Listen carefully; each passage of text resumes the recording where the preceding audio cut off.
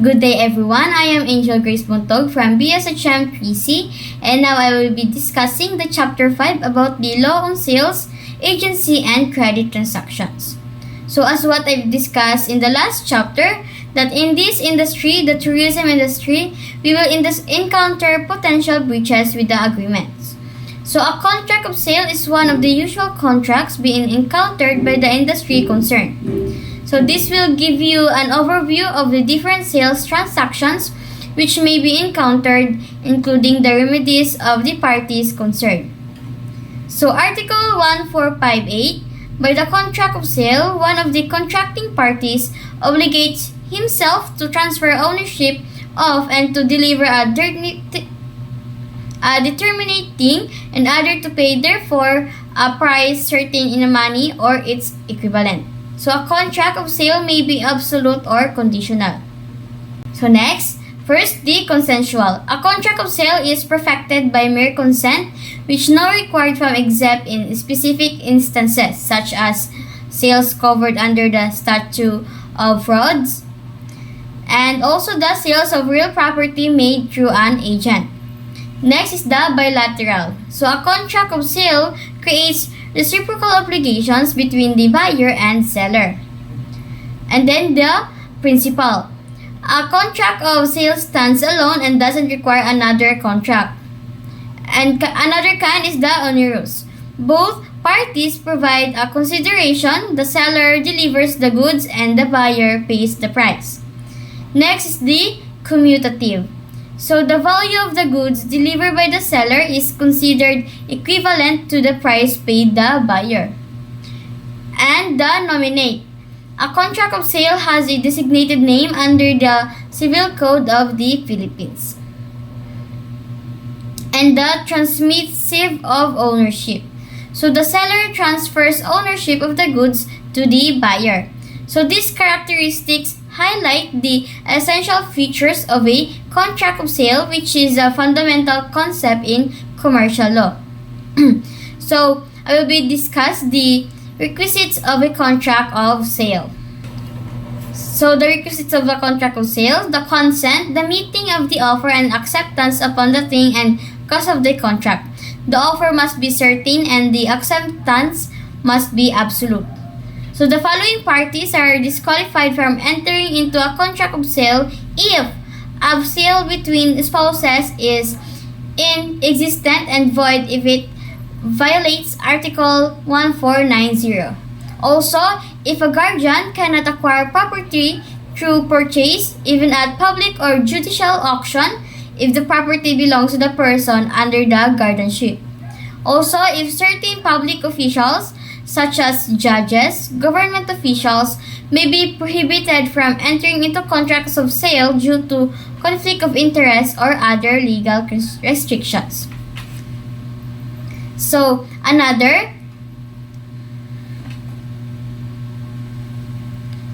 addition to the previously mentioned parties, the following individuals are also disqualified from entering into contracts of sale. First is the agents. So agents cannot acquire property whose administration or sale has been entrusted to them without the principal's consent.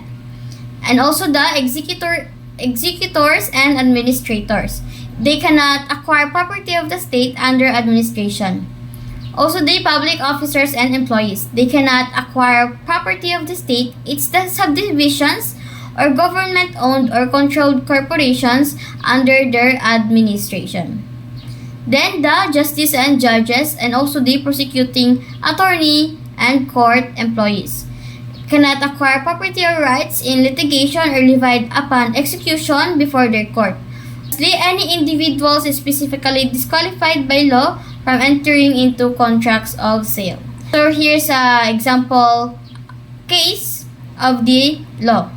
So, void contract of sale. The case involved a contract of sale between Ronald Coloma and his spouse Leo and Vanessa Oy, where the buyers named their unborn son Johnny Uy as the purchaser. So the contract was executed on January 4, 1979, but Johnny Uy was only born on March 1, 1980.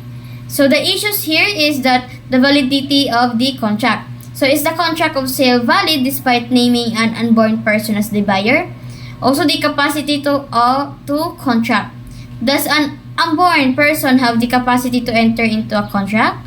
And also, can there be a meeting of the minds between the seller and an unborn buyer? So let's apply the laws and principles. So a contract is a binding agreement between two or more parties. Only persons with legal capacity can enter into a contract. So a contract requires a meeting of the minds between the parties.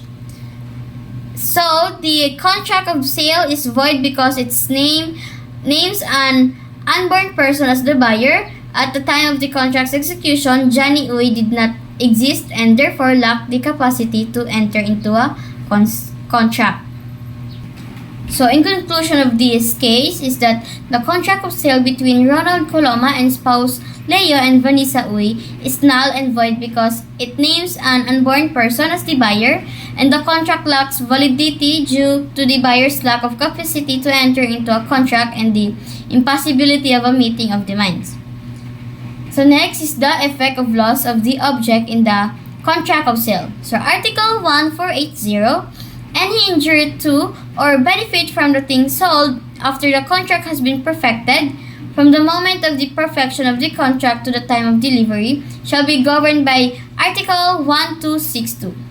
So Article 1262, an obligation which consists in the delivery of a determinate thing shall be extinguished if it should be lost or destroyed without the fault of the debtor and before he has incurred in delay. And the Article 1496, the ownership of the thing sold is acquired by the vendee from the moment it is delivered to him in any manner of the ways specified in Article 1497 to 1501 or in any manner signifying an agreement that the possession is transferred from vendor to vendee. So discussion of the law. The law allocates the risk of loss in a contract of sale based on the time of loss and delivery. So before perfection of the contract, if the thing is lost before the contract is perfected, the loss is borne by the seller. So at the time of perfection, if the thing is lost at the time of contract perfection, the contract is considered without effect similar to a loss before perfection. So after delivery, if the thing is lost after the delivery, the buyer bears the risk of loss as delivery transfers ownership.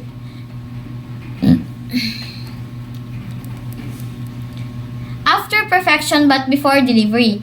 If the thing is lost after perfection but before delivery, the seller bears the risk of loss as no delivery has occurred. So the buyer may demand a refund if payment has been made. So the contract of sale is reciprocal, meaning that the obligation to deliver is correlated with the obligation to pay the price. So if the obligation to deliver is extinguished, the obligation to pay the price is also extinguished. Next is the sale of personal property payable in installments. So it is possible that in buying personal properties used for public transportation or delivery of goods, this provision will be useful for the contracting parties in case of sale of personal properties payable in installments. So the next law is the Article 1480. So in a contract of sale of personal property, the price of which is payable in installments, in order for the above provision to apply, first, the contract must be an absolute sale, not a contract to sell, loan, or pacto diretto transaction. So the sale must involve personal property, not real property. And thusly, the sale must be on an installment plan with at least 3 installments. So the exclusions, Article 1484 does not apply to the sales made for cash or on straight terms where the balance is paid in full at a specified time. Next, the sales do not involve an installment plan. So understanding the applicability of Article 1484 is crucial for buyers and sellers as it affects their rights and obligations in installment sales of personal property. Next, the double sale. So in the hotel industry, caution should be practiced by real estate developers engaging especially on real property located in potential yet unexplored provinces. So the principles of double sale will be useful in case an issue on a sale of a real property to different vendees shall be brought before the courts of law. So the Article 1544. If the same thing should have been sold to different vendees, the ownership shall be transferred to the person who may have first taken possession in good faith if it should be movable property. So here's a discussion of the law regarding the sale of the same property to different buyers. So the provision addresses situations where the same property is sold to multiple buyers. So this can occur due to various reasons such as the seller is intentionally or unintentionally sells the same property to different buyers. Also, the seller sells the property to one buyer and then sells the same property to another buyer, often with the intention of defrauding one or both buyers. So in the Philippines, properties covered under the Torrens title system are registered at the Registry of Deeds. The Torrens title system provides a secure and efficient way of registering land ownership.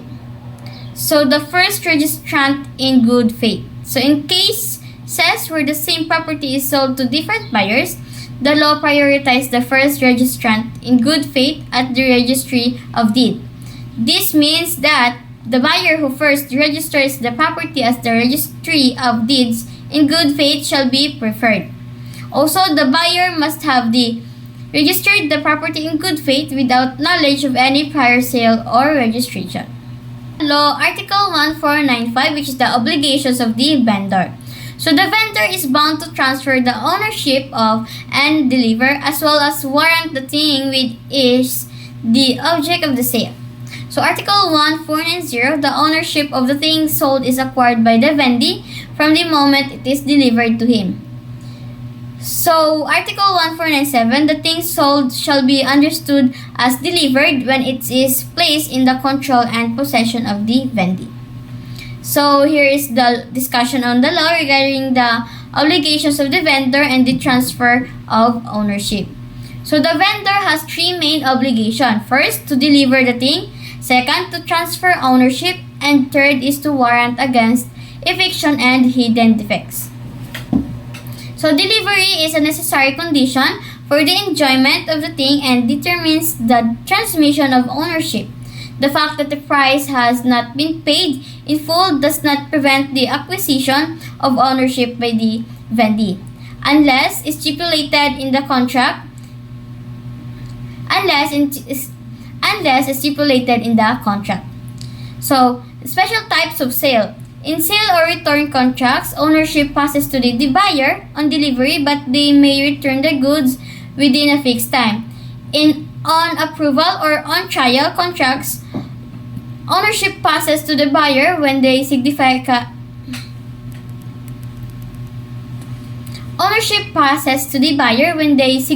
approval or retain the goods without notice of rejection. So the risk and delivery. In COD agreements, the risk is borne by the buyer upon delivery. So in CIF agreements, delivery is complete upon delivery of goods to the courier and tender of document. So for the FOB agreements, require the seller to bear expenses and risk until delivery to the carrier or buyer's destination. So the obligations of the vendee, Article 1582, the vendee is bound to accept delivery and pay the price of the thing sold at the time and place stipulated in the contract. So the law actions for breach of contract of sale, extrajudicial remedies for the buyer need not pay unless there is delivery, and the buyer may reject improper deliveries and may suspend payment if he is disturbed in the possession of or ownership of the thing or has reasonable grounds to fear such disturbance. And for the seller, vendor is not bound to deliver the thing sold if the vendee has not paid the price. And also the installment sales. So the judicial remedies For the buyer, the damages for breach of contract, and for the seller, recovery of the price and damages in case of bad faith. Next is the Article 1868. By the contract of agency, a person binds himself to render some service or to do something in representation or on behalf of another with the consent of authority of the latter. So, discussion on the concept of agency. So, agency is a fiduciary relationship where one person, the agent, acts on behalf of another, the principal, with their authority. So, the essential elements of agency include the consent, express or implied. Next is the execution of a juridical act in relation to a third person. And agent acts as a representative, not for themselves, and acts within the scope of their authority. So the distinction from lease of work or services. So agency is distinct from lease of work or services based on representation. Agency is based on representation, and lease of work or services involves material acts. So the most distinctive feature of an agency relationship is the agent's power to establish business relationships between their principal and third parties. So here's the brief discussion on the concept of independent contractors. So an independent contractor is primarily and directly liable for wages and labor benefits of its employee. To qualify, a cooperative or association must work according to its own methods, not be subject to employer control except for results, and have substantial capital or investment. So, pactum commissionarium. So, the law Article 2088, the creditor cannot appropriate the things given by way of pledge or mortgage or dispose them. So, any stipulation to the contrary is null and void. So, the pactum commissionarium is a stipulation in a contract that grants the creditor the power to automatically appropriate the collateral or security provided by the debtor if the principal obligation is not fulfilled. So this provision allows the creditor to acquire ownership of the collateral without the need for foreclosure proceedings or public sale. So here is the key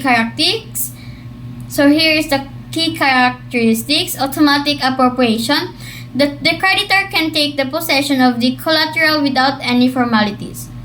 2 is the no foreclosure proceedings. The creditor does not need to initiate foreclosure proceedings to acquire ownership of the collateral. And lastly, the no public sale.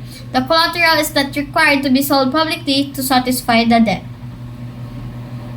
So the implication of this law is that the pactum commissionarium strengthens the creditor's position by providing a swift and efficient means of recovering their investment.